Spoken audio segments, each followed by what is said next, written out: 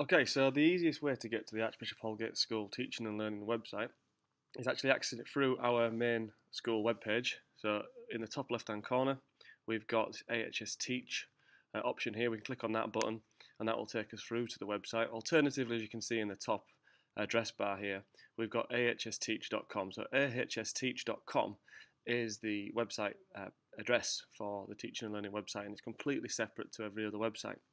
So when it first opens up, we've got obviously our title block at the top. We've then got this black banner going across the screen, and that's our menu. And you can see from the menu there's different options available in terms of the drop down. We've also got a search bar, and then the bottom section is everything that we would associate with being dynamic. So these are resources which teaching and learning team members, staff members can put on there. These are blog posts which then people can go view and have a little look through those as well. So everything in this menu bar is what we would call static. So first of all, if I click on About, it will just tell us a little bit about the purpose of the teaching and learning website. So if we have a look at this, we can see that the whole point of this is that it's on two different platforms. We can have it on computer, or we can have it on smartphone or iTablet. So do have a look at both of those different options. The website's created so you can view it on both platforms fairly easy. We go back to the menu. We've got different options now in the teaching and learning. So these are strategies which might be implemented over a period of time.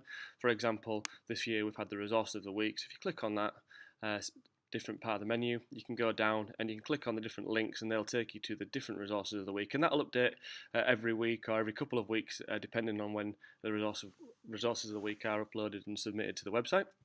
Okay, there are other ones in there as well, which again, that will grow as time progresses.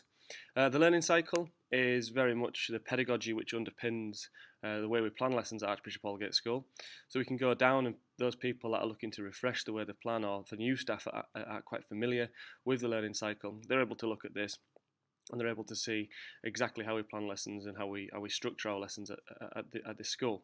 And if we go down, there's the 6 different areas, so you can click on any of those and you can find out more information about what exactly that particular part of the learning cycle is all about. At any point we can click the mitre, and by clicking the mitre that takes us back to the home page where all those blog posts were. Lesson observation. This particular area of the menu allows you to prepare for a lesson observation and get all the documentation right first time. So there's there's 3 different documents which are required at Archbishop Holgate School. First of all, the learning cycle plan, which you can see here is annotated to explain exactly what makes a good learning cycle plan. There's the lesson plan context, which is usually on the reverse of the learning cycle.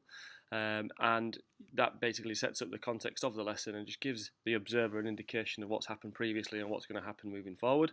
The student information sheets focus on specific individuals and the strategies that are in place for certain subgroup pupils or pupils that for whatever reason might not be meeting the progress expected, and that just gives it a great example, that page, of what exactly is required for any observation. So if I go back now and click on the mitre as we did before, it just takes us back to that first page. I'm just going to go through now, and as you scroll down you can see each blog post is presented in time order. So the most recent blog posts are at the top, and as we work our way down, there's lots of different teaching and learning focuses here, but as we work further down we get to the older posts, and as you can see now we're into July, so this is 6 months ago, but all still very relevant, obviously, to look through these. And the idea is that you have a look at and take just a small part of one of these that can potentially improve your practice, or just give you something fresh and innovative to think about as well. So go right down to the bottom, we can see also that embedded on the bottom of the page is the Archbishop Holgate School Teaching and Learning Twitter account. Again, that updates live. It's just something else as well with the Twitter account that's been introduced this year.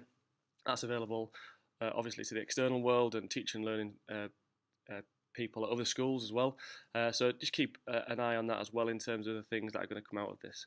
So if we go back to the top now, I'm just going to click on what a blog post might look like. So if I click on one that I've just created quite recently, assessment part of learning, using dot marking. So generally what makes a good blog post is you've got a good photograph of what's going on.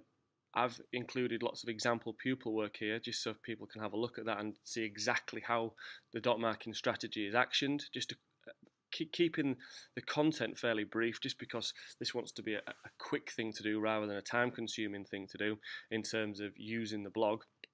Go down, I've got some specific resources, and I can just talk in a little bit more detail about how you might implement this into your teaching. So that's obviously a good part of a blog post. I've got the key example resource there on how that could be implemented into a particular lesson. And then finally, I've got a download at the bottom of the page just for clicking in terms of downloading the PowerPoint, so people can take that away.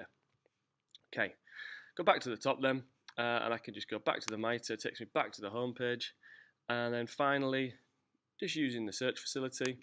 If, as this grows, there's going to be a lot of blog posts on there, the great thing that you can do is you can just type in keywords or key phrases that you're looking for. If you hit enter, then that brings up the blog posts with that specific word in. So have a play, have a look, and I hope you find the blog useful as this grows over the next few months.